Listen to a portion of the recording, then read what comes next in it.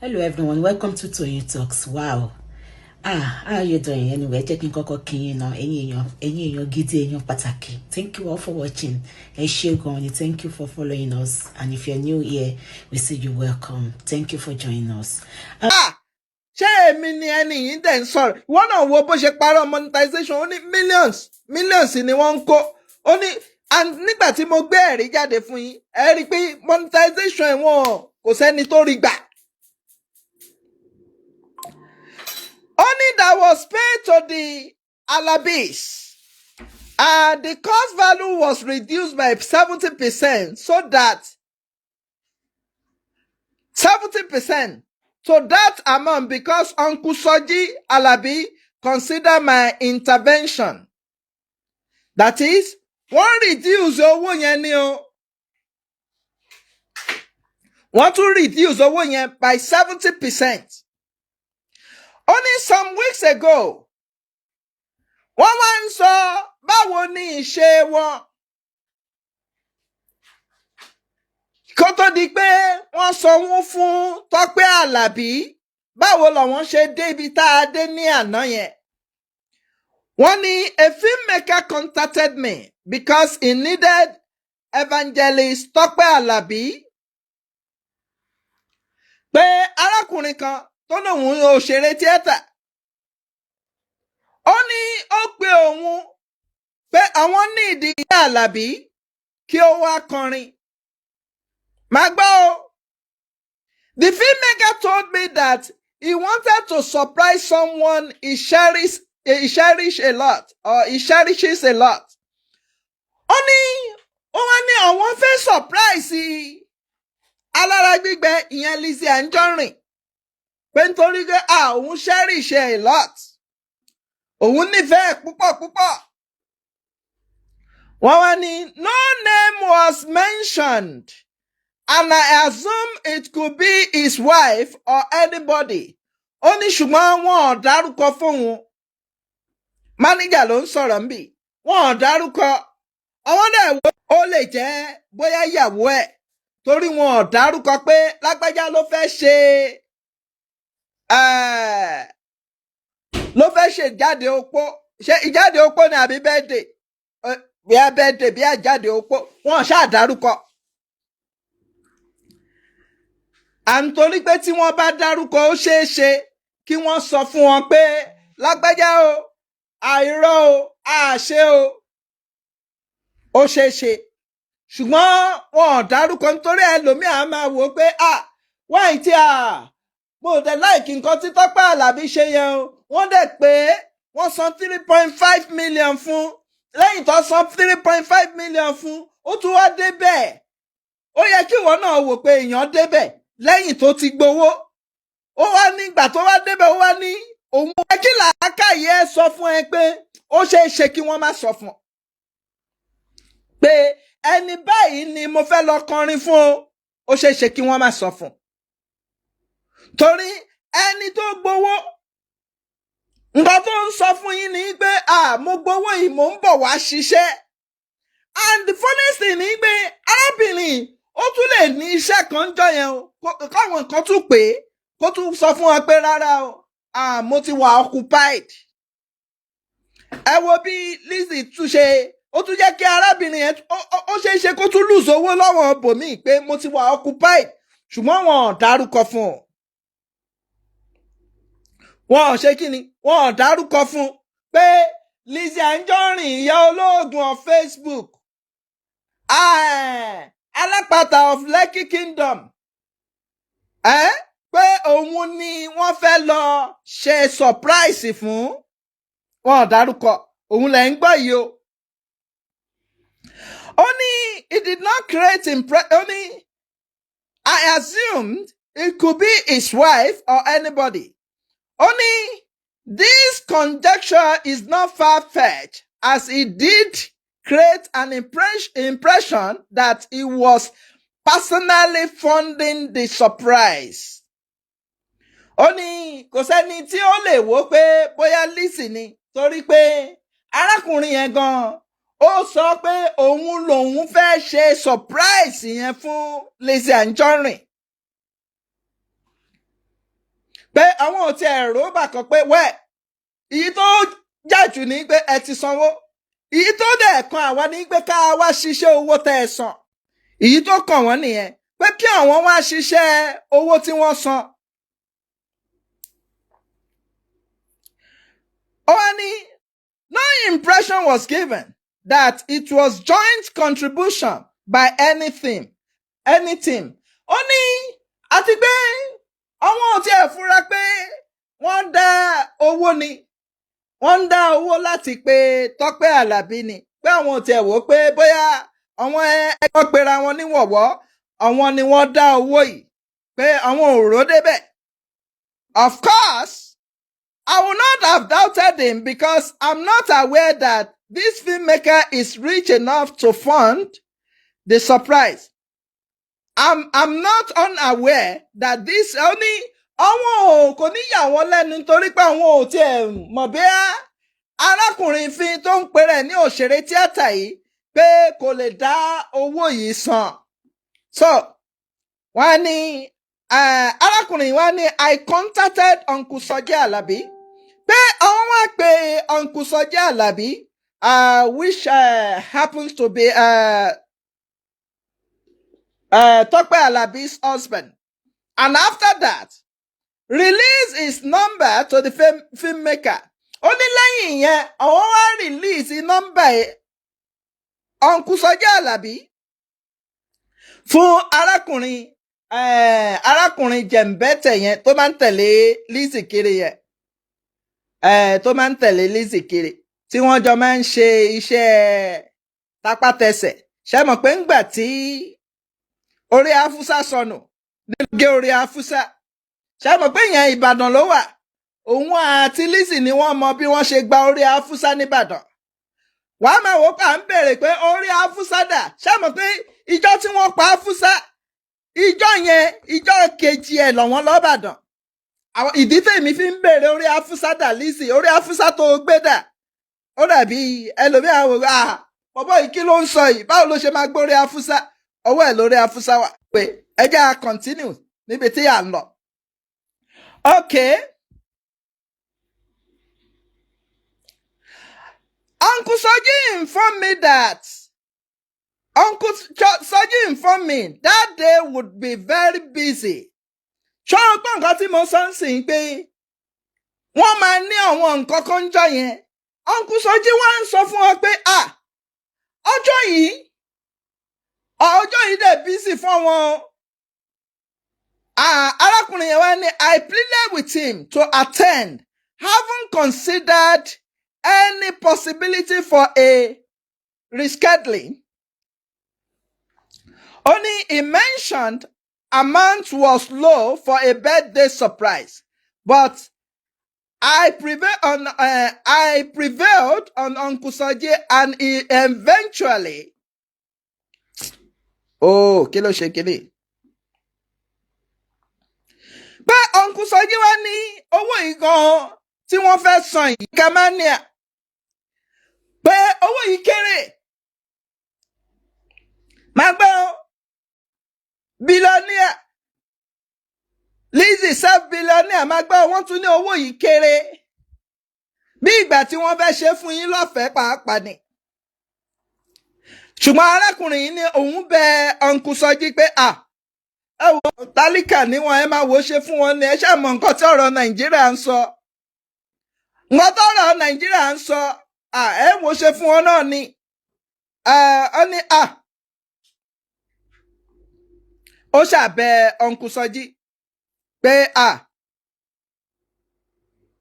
wọ́n ní after giving a 70% price reduction due to my intervention, pé Uncle Soji wá wò pé wọ́n wá yọ 70% kúrò ńbẹ̀. However, the required of 2.5 million was met for the birthday surprise. Wọ́n ní the identity was hidden. Wọ́n ní 2.5 yìí wọ́n fẹ́ fi ṣe birthday surprise ni. Wọ́n lówó. Àwọn olòṣì. Èmi ń sọ fún èèyàn wa. Rí bó ṣe ń kí gbẹ́ngbẹ́. Ó gba monetization mi wàá wò pé ìyá ṣe jẹ́ ọmọ yìí tó yìí. nígbà tí ó sọ pé mo gba monetization, má gbàgbé pé monetization tó ń padà sunkún èyí tó ń sunkún èyí initially èmi mo sọ fún pé ó ṣe máa gba monetization tí n bá purọ́ kọ́lọ́n kó fìyà jẹ mí, ó ní mo ò ní ìdí ẹ̀. bó ṣe wá ní ìdí ẹ̀ yẹn tó tún wá ń sunkún gbà millions lórí wọ́n á wò pé èlò ni millions tí wọ́n ń san bẹ́ẹ̀ ni pé àwọn ò gba monetization. nígbà tó ṣí gbogbo owó yẹn wàá rí pé gbogbo owó yẹn accumulated amount ni láti 2023 or 2022 to 2024 èlò ni orí ń bẹ̀ stars ní gbogbo ẹ̀ 1,008 something.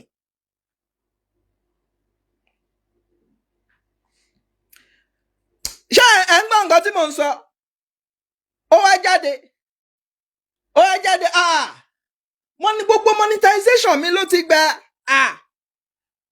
wò pé mo dẹ̀ ń sọ mo ní mo ò gbọ́ owó monetization mo ń sọ mo ò gba monetization. wọ́n á rí sí i pé olòṣì ọmọ yìí olòṣì ní gbogbo èyí tó ń ṣe yẹ ògbójú ló ń lò. Uncle Sọjí wọ́n ní àwọn tún wá gbọ́ pé wọ́n ò lówó lọ́wọ́ wọ́n bá gba 70%. wọ́n fún ọ ní discount 70%. báwo ni wọ́n ṣe máa fún ní millionaire ní discount 70%? láti tó jẹ́ pé Lizzy ní òun ní billionaire ń gbé òun ọ̀tún ni ẹ tún ná birthday surprise ẹ tún ná pàràrà rẹ tún ná kéèyàn kọ̀ wá kọ́ rẹ̀ ni Lizzy láti inú ọyún títí ló ti ń jagun bọ̀ ó dàgbà ó tún kọ̀ǹtínú wàá jagun wọ sàárè ni o. mo wá wò ó ṣebí orin tó fẹ́ kọ ni ẹ tún ná ẹ ná pàràrà wọ́n wá fún yín ní 70% off. ó lágbára o 70%. anyway Uncle Sọjí wọ́n ṣàánú wọn. wọ́n wá ń sọ fún wa pé please note. wọ́n ní please note the sum received was 2.5 million. wọ́n ní ẹ máa gbọ́ o 2.5 million lọ́wọ́ gbà o lórí pàràrà o pàràrà Tọ́pẹ́ Àlàbí orin tó ní kọ́ wá kọ 2.5 million lọ́wọ́ gbà o which was paid to the ALABIs in 3 installments and not 3.5 million. pé ẹ̀mẹ́ta ni wọ́n dẹ̀ san ní déètì ọ̀tọ̀ọ̀tọ̀. ẹ̀mẹ́ta ni wọ́n san ní déètì ọ̀tọ̀ọ̀tọ̀ ni wọ́n fi san owó yìí. mo ti gbé fún yín jáde ń sìn pé ẹ̀mẹ́ta ni wọ́n san o.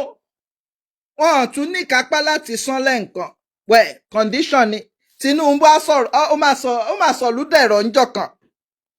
ẹ̀mẹ́ta ni wọ́n san. wọ́n ní the inflated price published by some writer is erroneous.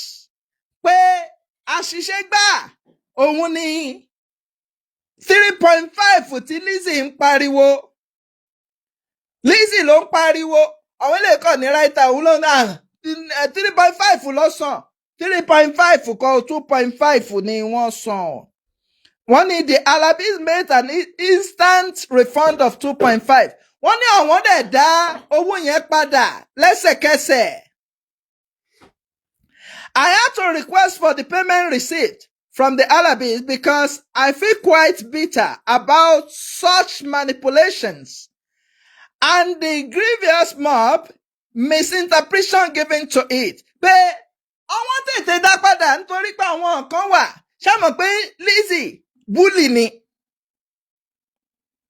tó bá wo búlì dáadáa wọ́n á máa ní àwọn kan wọ́n ń búlì mi ni. àwọn béèrè pé ìwọ tó ní wọ́n ń búlì ẹ ṣé wo òbílì àwọn kan ni. torí ẹni gbé ọmọ lọ́mọ tó dẹ̀ ń ṣépè fún wọn ẹni ń kọ RIP sórí orúkọ àwọn ọmọ ṣé kò ń ṣe búlì. àwọn tí oní wọn búlì ni wọ́n búlì mi ni ṣé wo búlì wọn. it is expected to know that it is expedient to know that integrity, transparency, and accountability will always serve as the bedrocks to sustain healthy business relationship.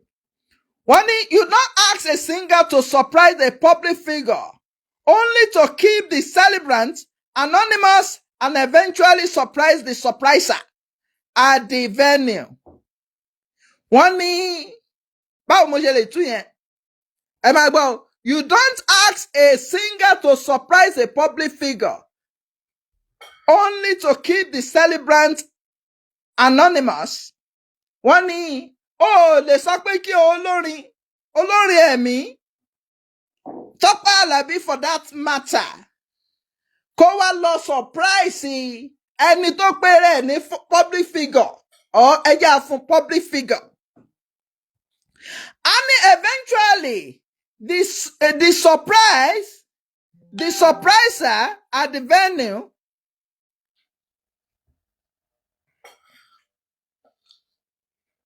eventually surprise the surpriser.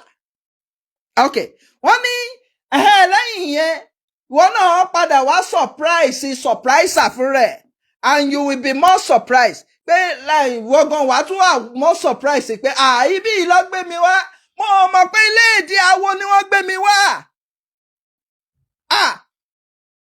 Ká ní mo mọ̀ pé ilé ìdí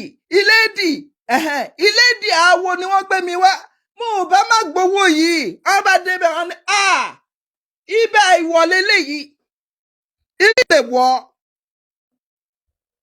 ìwọ kò tí ì yé wọ̀ pé ibi tó ní ń wọ̀ yìí, ibi tí yóò gbọ́dọ̀ wọ̀ ní ilé ìdí awo ni.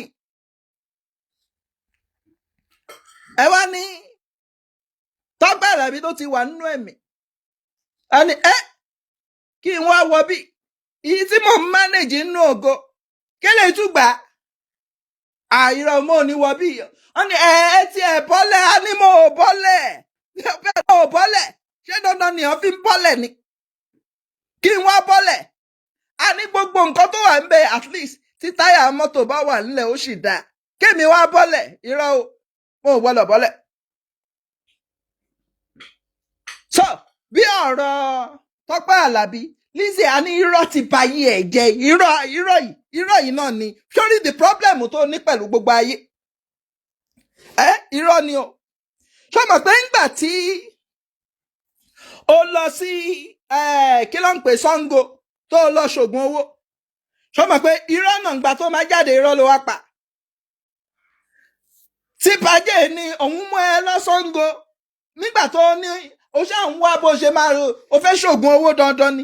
Ìfẹ́ tí ògùn owó ló ń dààmú ẹ̀ yìí, ìfẹ́ tí ògùn owó ni tó bá mọ̀. Ìfẹ́ tí ògùn owó ló ń dààmú ẹ̀ yìí tó lọ ṣe ń gbà yẹn. Pàjẹ́ dẹ̀ sọ ó dẹ̀ wò pé ìyá yìí pọ̀, ìyá tó bí òun àwọn ti fẹ́ fọlẹ̀, ayé òun ti ta débi pé ìwọ náà wò ó. Tí òjò bá rọ̀ báyìí gbogbo my 12 wọ́n máa ń wọ̀ wọ́n kiri nítorí pé the way báwọn ṣe máa ń fọ ẹsẹ̀ ó tún yàtọ̀ sí gbogbo bí àwọn èèyàn ṣe ń fọ ẹsẹ̀. Àwọn tún ní àdí àgbọn, irọ́ náà ní gbogbo ẹ o. Arákùnrin yẹn wá mú ẹ lọ, ó lọ ṣe oògùn owó. Àgbà ó tún wá padà lọ bá babaláwo lẹ́yìn. Ṣùgbọ́n gbà tó máa sọ sítórì yẹn fún wa, ọ̀tọ̀ nìkan tó ń sọ fún wa o, ṣọmọ. Ṣùgbọ́n àwa tá a mọ sítórì yẹn ni. Nígbà tí ó jalè ní Ìdúmọ̀tà tó ná fake transfer, ṣọmọ pé bó ṣe. Anyway, ìyẹn ò kàn mí. Ṣùgbọ́n èyí tó kàn mí tó ò tí dáhùn, òun ní ọ̀rọ̀ Desmond tẹ́ ẹjọ́ máa ń ṣe yahoo tí wọ́n jẹ́ píkà fún. Díọ̀ọ́lá, wọ́n ní má dá lóhùn o, wọ́n ní ṣé o mẹ́ni yẹn ní mo mọ̀. Kí ló dé tó dáhùn? Píkà Desmond ni. Iṣẹ́ ti já. Desmond gan ṣe akọ̀ máa wọ̀ ẹ́ pé ọmọ yìí ṣe ń ṣẹ̀sìn lọ́dọọdún rẹ̀. Anyway, èmi ò ní sọ jù báyìí lọ. Mo ò ní sọ jù báyìí lọ. nítorí tí n bá sọ̀rọ̀ jù ó lè má bínú ṣùgbọ́n nǹkan tèmi máa sọ àní Lizzy yìí sọ pé mo gba monetization mo ò dẹ̀ gba monetization Lizzy ó ní nísinmi tó máa fi wọlé sùn anyway a tún máa pàdé o ire o.